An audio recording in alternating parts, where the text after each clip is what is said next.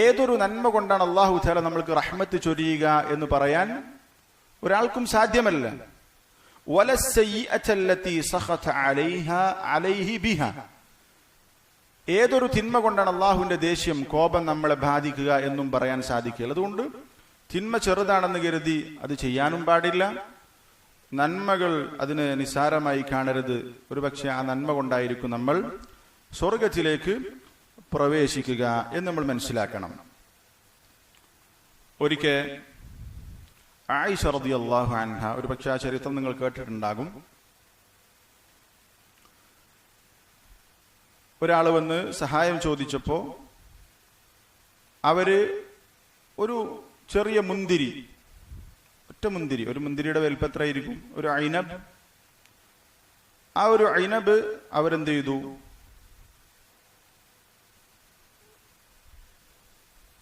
സദഖയായി കൊടുത്തു.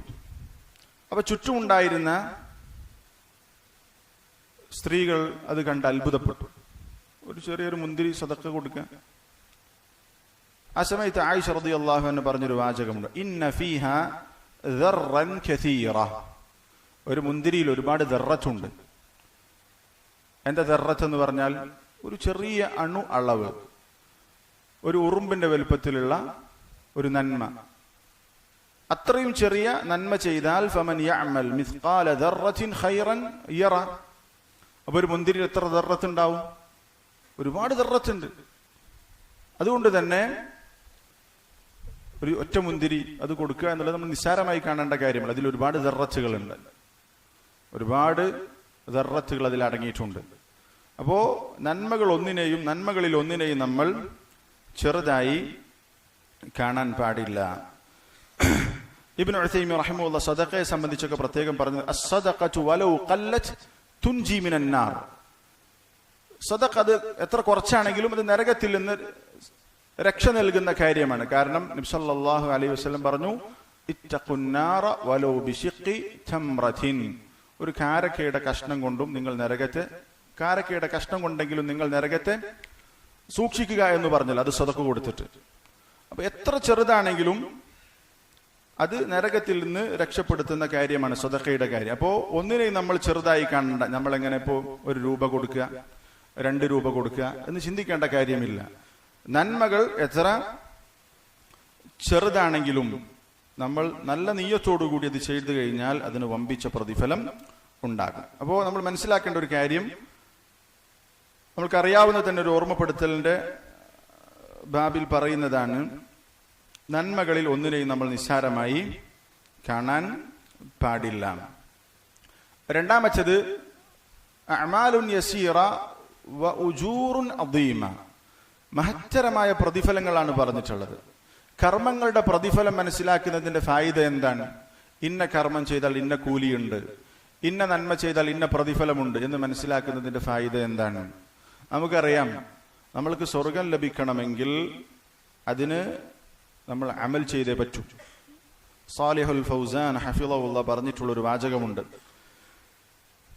അൽ ജന്നതു ലാ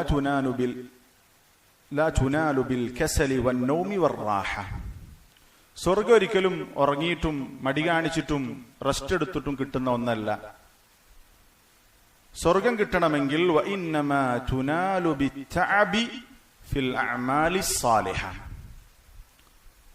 സ്വർഗം ലഭിക്കണമെങ്കിൽ സൽക്കർമ്മങ്ങൾ ചെയ്തുകൊണ്ട് നമ്മൾ ക്ഷീണിക്കണം.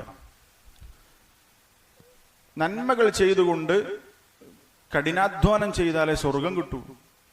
കുറെ ഉറങ്ങി മടി കാണിച്ച് റെസ്റ്റ് എടുത്ത് സുഖം അനുഭവിച്ച് കിട്ടുന്ന ഒന്നല്ല സ്വർഗം. കുറച്ച് അധ്വാനം ആവശ്യമുള്ള ഒന്നാണ് സ്വർഗം.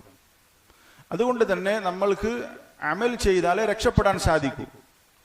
ആ അമൽ ചെയ്യാൻ, സൽക്കർമ്മങ്ങൾ ചെയ്യാൻ നമ്മൾക്ക് ഏറ്റവും സഹായകമാകുന്ന ഒന്നാണ് ആ സൽക്കർമ്മം ചെയ്താലുള്ള അതിന്റെ കൂലി എന്താണ് എന്ന് മനസ്സിലാക്കുക. പണ്ഡിതന്മാർ അത് പറയാറുണ്ട്, ഒരു നന്മ ചെയ്യാൻ നമ്മൾക്ക്, അല്ലെങ്കിൽ നന്മകൾ കൂടുതൽ ചെയ്യാൻ സഹായകമാകുന്ന, അതിന് സഹായിക്കുന്ന കാര്യമാണ് നന്മ ചെയ്താലുള്ള പ്രതിഫലം എന്താണ് എന്ന് മനസ്സിലാക്കുക. അപ്പൊ സ്വാഭാവികമായിട്ടും ഈ കർമ്മം ചെയ്താൽ ഇന്ന പ്രതിഫലമുണ്ട് എന്നറിയുമ്പോൾ അത് ചെയ്യാൻ പ്രത്യേക ഒരു നശാത്ത്, ഒരു ഉന്മേഷം ഉണ്ടാകും. ഇബ്നു റജബ് അൽ ഹംബലി റഹിമഹുല്ലാഹ് പറയുന്നു, മൻ ലം യഅരിഫ് സവാബൽ അഅമാൽ സഖലത അലൈഹി ഫി ജമീഇൽ അഹ്വാൽ.